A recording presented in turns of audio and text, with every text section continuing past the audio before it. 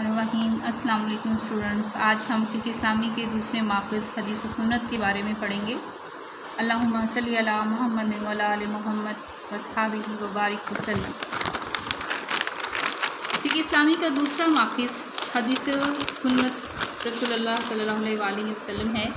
اسلامی فقہ کے ماخذ میں ترتیب پر اہمیت کے اعتبار سے یہ دوسرا درجہ رکھتا ہے۔ حدیث و سنت کو دوسرا درجہ حاصل ہے۔ اس ٹاپک کو ہم ان عنوانات کے تحت پڑھیں گے: حدیث کے معنی و مفہوم، سنت کا معنی و مفہوم، حدیث یا سنت کی تقسیم، قرآن مجید میں اتباع رسول صلی اللہ علیہ وآلہ وسلم کا حکم، حدیث کی شرعی حیثیت، احکام نبوی صلی اللہ علیہ وآلہ وسلم کی اقسام، حدیث مستقل قانون ہے۔ ہم چلتے ہیں حدیث کے معنی جاننے کے لیے کہ حدیث کے لفظ کا کیا معنی ہے۔ تو آپ کو میں بتاتی جاؤں کہ اس کے لغوی معنی بات چیت اور گفتگو کے ہیں۔ اسی طرح سنت کے لغوی معنی راستہ اور طریقہ کے ہیں۔ اصطلاحی معنی حدیث کے اصطلاح سے ہیں کہ اس لفظ کا اطلاق، حدیث لفظ کا اطلاق نبی کریم صلی اللہ علیہ وآلہ وسلم کے ارشادات و فرمودات پر ہوتا ہے۔ اسی طرح سنت کے لفظی معنی راستہ اور طریقہ کے ہیں، مگر اصطلاح میں اس سے مراد رسول کریم صلی اللہ علیہ وآلہ وسلم کا وہ ثابت شدہ اور معلوم طریقہ ہے جس پر آپ صلی اللہ علیہ وآلہ وسلم نے بار بار عمل کیا اور جس کی عام طور پر آپ صلی اللہ علیہ وآلہ وسلم پابند رہے۔ یہ رسول کریم صلی اللہ علیہ وآلہ وسلم کا وہ عملی طریقہ اور روش ہے جس پر آپ صلی اللہ علیہ وآلہ وسلم کے عہد سے لے کر اب تک مسلسل عمل جاری ہے۔ اسی سنت کے بیان و روایت کا نام حدیث ہے۔ اس کا اطلاق آپ صلی اللہ علیہ وآلہ وسلم کے قول و فعل اور تقریر پر ہوتا ہے۔ اگرچہ بظاہر دونوں الفاظ جداگانہ مفہوم رکھتے ہیں، مگر محدثین ان کو مساوی، مترادف یا کم از کم قریب المعنی سمجھتے ہیں۔ محدثین بعض اوقات ان دونوں لفظوں میں وسعت کا مفہوم پیدا کرتے ہیں۔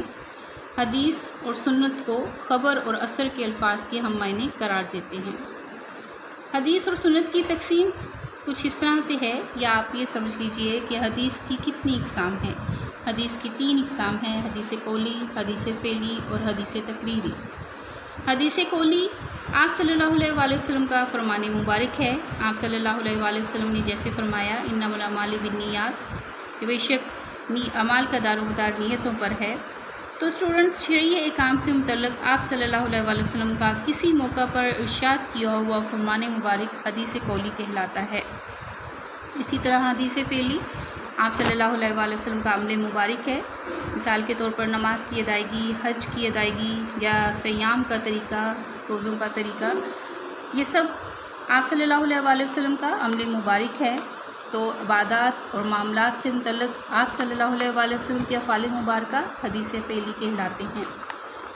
حدیث تقریری وہ فعل جو آپ صلی اللہ علیہ وآلہ وسلم کی موجودگی میں انجام دیا گیا ہو، یعنی صحابہ کرام نے انجام دیا ہو، مگر آپ صلی اللہ علیہ وآلہ وسلم نے اسے دیکھ کر اظہار پسندیدگی فرمایا یا خاموشی اختیار فرمائی۔ حدیث کی اصطلاح میں اس کو تقریری حدیث کہتے ہیں۔